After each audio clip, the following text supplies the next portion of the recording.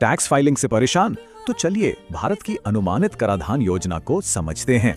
ये छोटे कारोबारों के लिए एक बड़ी राहत है। छोटे व्यवसायों और प्रोफेशनल्स के लिए अकाउंटिंग और ऑडिट अक्सर एक बड़ा सिरदर्द बन जाते हैं। इसी के समाधान के लिए सरकार ने बनाई है अनुमानित कराधान योजना। इसमें हर खर्च का हिसाब रखने की जरूरत नहीं, आय को कुल बिक्री के आधार पर ही अनुमानित मान लिया जाता है। यह योजना छोटे निवासी करदाताओं के लिए है, पर लिमिटेड लायबिलिटी पार्टनरशिप यानी LLPs के लिए नहीं। देखिए, व्यवसायों और पेशेवरों के लिए टर्नओवर की लिमिट्स और दरें अलग अलग रखी गई हैं।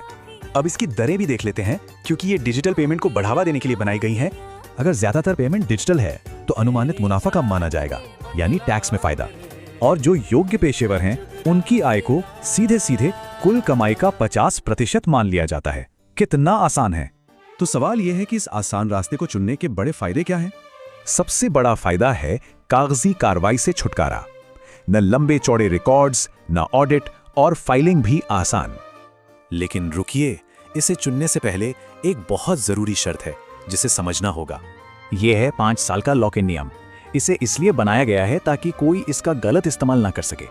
अगर कोई व्यवसाय इस नियम को तोड़ता है तो वो अगले 5 साल के लिए इस स्कीम से बाहर हो जाता है। और इस रोक का मतलब है कि पुरानी टैक्स की मुश्किलें वापस आ जाती हैं, यानी फिर से अकाउंट्स की किताबें बनानी होंगी और उनका ऑडिट भी करवाना पड़ेगा। पर क्या हो अगर टर्नओवर ही लिमिट से ज्यादा हो जाए? चलिए इस नियम का एक अपवाद देखते हैं। 5 साल की रोक तभी लगती है जब कोई अपनी मर्जी से स्कीम छोड़ता है, ना कि तब जब कारोबार बढ़ने से अयोग्य हो जाए। तो आखिर में सवाल यही है, क्या मौजूदा सरलता आने वाले 5 सालों की प्रतिबद्धता के लिए सही सौदा है?